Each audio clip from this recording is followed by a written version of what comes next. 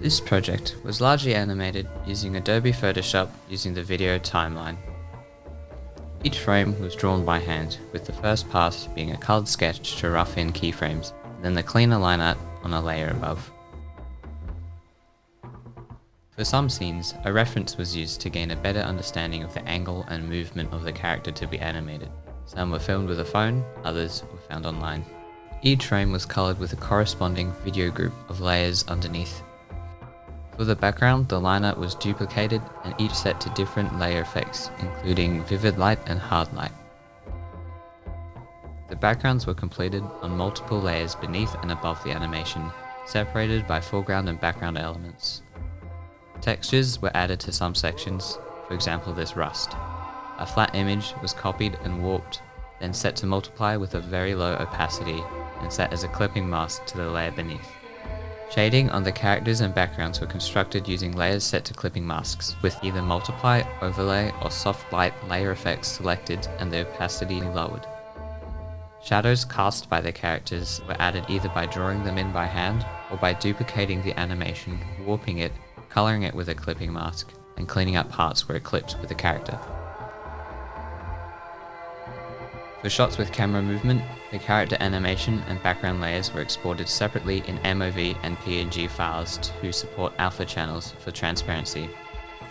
Once imported into After Effects, they were set to 3D objects and separated to different positions along the Z-axis. As the one-node camera layer was keyframed into its positions, it generated a parallax effect to emulate depth within the scene.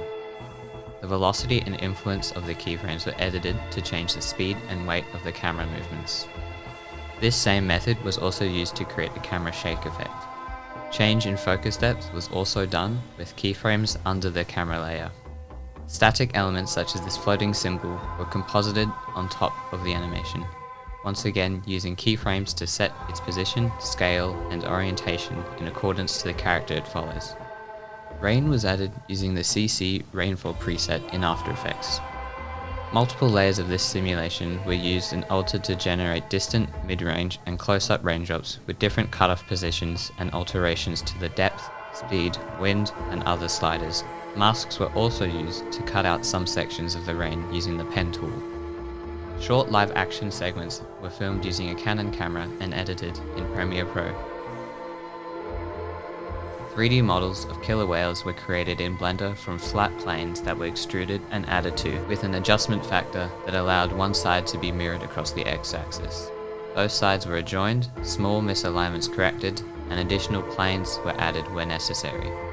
Then it was rigged with an armature that was parented to the objects with automatic weighting.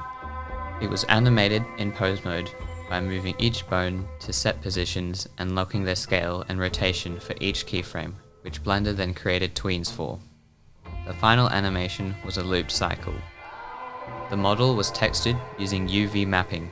First the mesh was unwrapped, and then it was exported as a PNG that was then taken into Photoshop to be coloured. This was then imported back into Blender with its colour linked to the material of the mesh. For the outline, the freestyle line set had edge mask and external contour selected. It was then rendered and exported as a PNG sequence into a designated folder.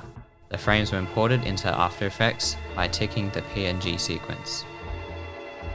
The model was made to move with keyframes that set its position and rotation. It was then copied, flipped, and had its opacity and speed altered to make more of them that appeared further away or closer in the shot. Because of this, the models in the background could not clip as they would show through each other, and thus they were carefully positioned not to do so. Gaussian blur was also added to make it appear out of focus depending on its distance from the camera. And finally, a moving water texture was added by importing a flat video of a water surface as a layer above and setting it to screen. The sound effects were recorded using a H5 Zoom microphone. Multiple takes of each sound effect were made to be layered afterwards. One problem occurred when recording the sound of cicadas, as being too close peaked the microphone. However, being too far away picked up the distant traffic that would have been too irregular to remove in post. This was solved through trial and error in the positioning of the microphone and the use of the foam windscreen over the microphones themselves. Audio was recorded onto an SD card, which was then imported into Adobe Audition to alter the levels and layer the different recordings. Once done, this was exported as WAV files to preserve its quality, as it would be later compressed for the video file. Additional edits to the volume and length of the audio clips were made in Premiere Pro. The music was edited to cut out sections and blend together verses to fit the pace of the video and the desired length. The animated shots were compiled into Premiere Pro as they were completed, and the few seconds of cut-off buffer from each one had been removed. As each of the files were largely lossless, they maintained their quality, so the final export was one uniform level of compression. The final video was then exported as an MP4 file at 1080 HD resolution.